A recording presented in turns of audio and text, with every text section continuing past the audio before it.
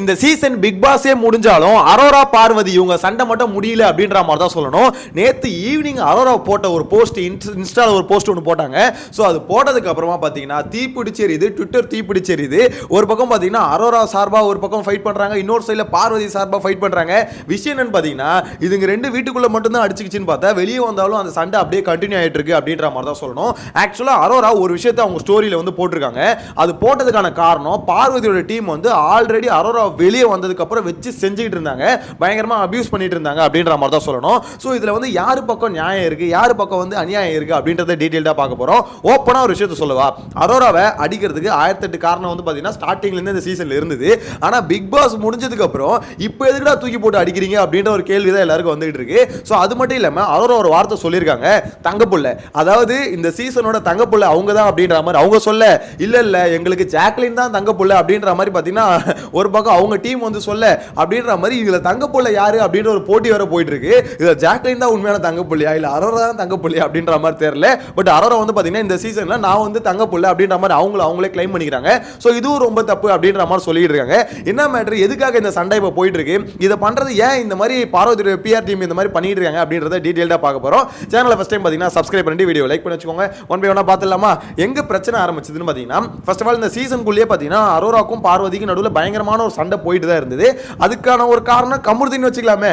ஆனா இந்த கமருதீன் பைபிள் ரெண்டுமே அதாவது மக்கள் எப்படி சப்போர்ட் பண்ணிட்டு இருந்தாங்கன்னா மக்களும் சரி அவங்க டீமும் சரி ஒரு பக்கம் அரோரா தூக்கி போட்டு உதைப்பாங்க, அரோரா சப்போர்ட் பண்றவங்க பார்வதி தூக்கி போட்டு உதைப்பாங்க. ஆனா நடுவில் இருக்க இந்த கமருதீனை எல்லாம் விட்டுருவாங்க.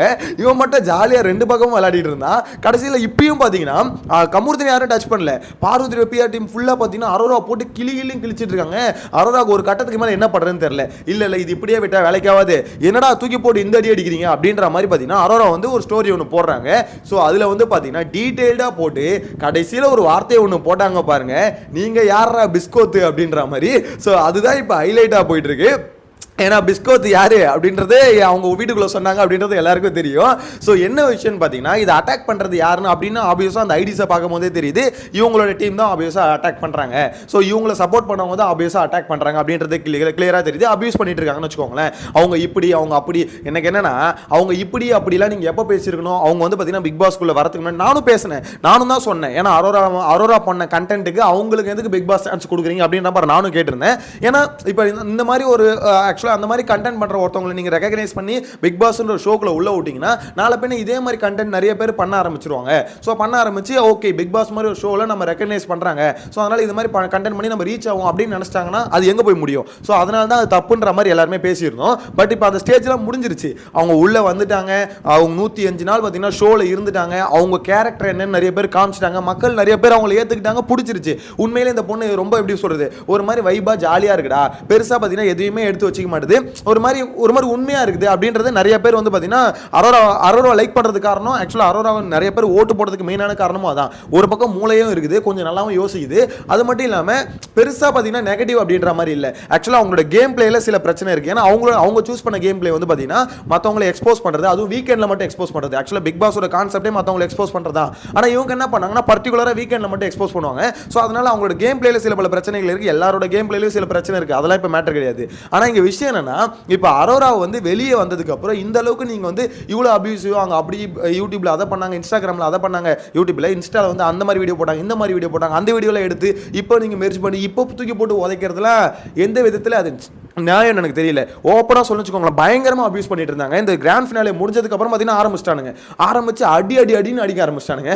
அதை பார்க்கும்போது இப்போ ஏன்டா இப்போ அடிச்சு ஒரு பிரோஜனமும் இல்லை, அந்த பொண்ணை இப்போ நீங்க வந்து அட்டாக் பண்ணி என்ன நடக்க போகுது அப்படின்ற ஒரு கேள்வி தான் ஆப்வியஸா இருந்ததுன்னு வச்சுக்கோங்களேன். எனிவேஸ் அட்டாக் பண்றீங்க, உங்களுக்கு ஆல்ரெடி இருந்த காண்டு, ஏன்னா அக்கா வீட்டுக்குள்ள தாக்குனது அவங்க தானே.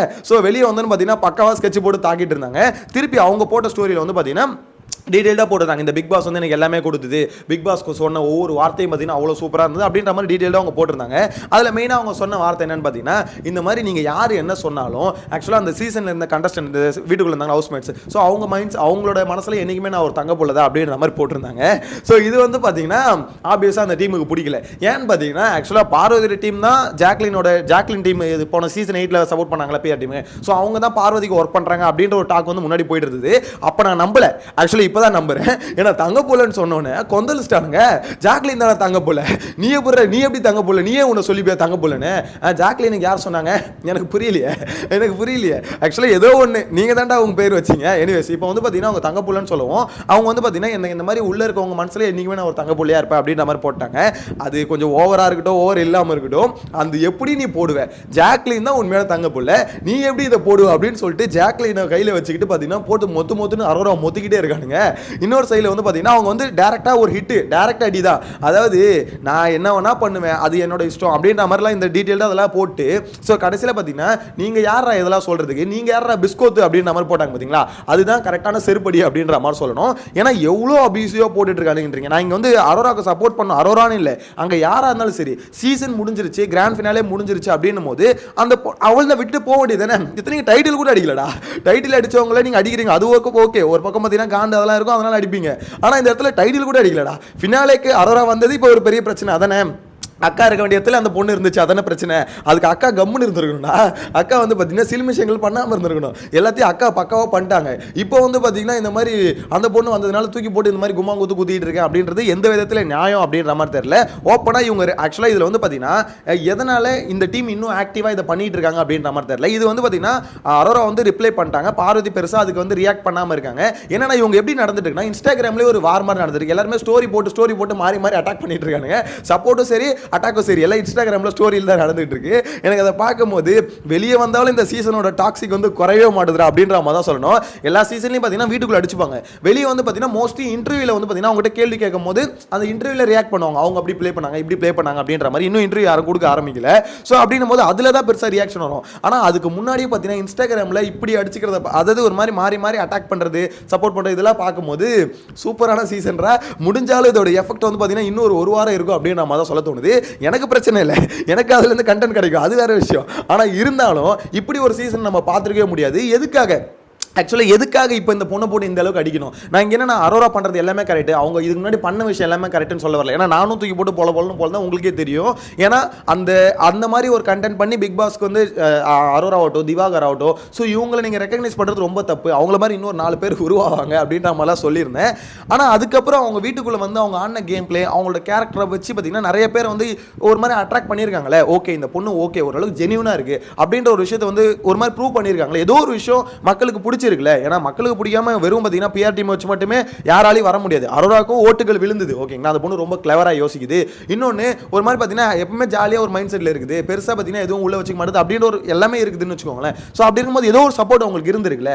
ஸோ இப்போ இதெல்லாம் முடிஞ்சதுக்கப்புறம் இப்போ நீங்கள் ரியாக்ட் பண்ணி இப்போ அந்த பொண்ணை போட்டு பொழந்து என்ன நடக்க போகுதுன்னு தெரியல. ஆனால் தொடர்ந்து அதை பண்ணிக்கிட்டு இருக்காங்க அப்படின்ற மாதிரி தான் சொல்ல தோணுது. ஒரு கட்டத்துக்கு மேலே அரோராவும் பொறுத்துக்க முடியல. என்னடா நீங்கள் என்னடா எல்லாமே சொல்லிட்டு இருக்கீங்க என்னை பற்றி, நீங்கள் யாரா பிஸ்கோத்து அப்படின்ற போட்டதுக்கான லைன் வந்து நீ என்ன வேணா சொல்லிட்டு போ, நான் அப்படிதான் அவள் தான், நான் வந்து எனக்கு தெரியும் நான் யாருன்னு, வீட்டுக்குள்ள இருக்க கண்டஸ்டன்டோட மனசுக்குள்ள நான் எப்படி இருந்தேன்னு எனக்கு தெரியும், அந்த பிக் பாஸ் என்ன எப்படி நினைச்சாரு, எனக்கு சொன்ன வார்த்தைகள் என்ன அப்படின்ற மாதிரி எனக்கு அது போதும் அப்படின்ற மாதிரி கிளியரா நீட்டா முடிச்சிட்டாங்க அப்படின்ற மாதிரி தான் சொல்ல தோணுது. நீங்க என்ன நினைக்கிறீங்க? ஓவராலா பார்வதி அரோரா இந்த சண்டை வந்து தொடர்ந்து கண்டினியூ ஆகிட்டு நீங்க நினைக்கலாம் என்ன ப்ரோ பார்வதி டைரக்டா இன்வால்வ் ஆகலையே? பார்வதி இன்வால்வ் ஆக மாட்டாங்க, அவங்க வந்து பார்த்தீங்கன்னா இப்படி தான் இன்டைரக்டா தான் அடிக்க ஆரம்பிக்கிறாங்க. ஆக்சுவலாக விஷயம் என்னன்னா அவங்க சொல்லி பண்ணுறாங்களா இல்லை சொல்லாமல் இவனுங்களே பண்ணுறாங்கன்னு தெரியல. ஆனால் அதே ஐடி தான் திருப்பி இதையும் பண்ணிட்டு இருக்காங்க. இன்கேஸ் பார்வதி உங்களுக்கு தெரியாமல் நடக்கிறதுக்கு வாய்ப்பு இல்லை, இன்கேஸ் அப்படி நடந்தால் கொஞ்சம் ஸ்டாப் பண்ணுமா, அவனுங்களை நிறுத்த மாட்டானுங்கம்மா, இன்னும் வன்மத்தை கக்குறானுங்கம்மா அப்படின்னு தான் சொல்ல தோணுது. உங்களோட கருத்தை மறக்காம கமெண்ட்ல மென்ஷன் பண்ணுங்க. நீங்கள் இதை பற்றி என்ன நினைக்கிறீங்க? ஆக்சுவலாக அரோராவை தூக்கி போட்டு உதைக்கிறது கரெக்ட் தான் அப்படின்ற மாதிரி சொல்ல வரீங்களா, இல்லை என்ன இருந்தாலும் ஓகே தானே, கேம் முடிஞ்சிருச்சுல, அந்த பொண்ணு ஒரு கேம் ஆடிச்சு அது முடிஞ்சிருச்சு, பார்வதி அட்டாக் பண்ணிச்சு தான் இல்லைன்னு சொல்ல, அதுக்குன்னு வெளியே வந்ததுக்கப்புறம் இப்படி அட்டாக் பண்ணுமா அப்படின்ற மாதிரி உங்களுக்கு சொல்ல தோணுது. உங்களோட கருத்தை கமெண்ட்ல சொல்லுங்க. நெக்ஸ்ட் வீடியோவில் மீட் பண்ணலாம். Tata bye by.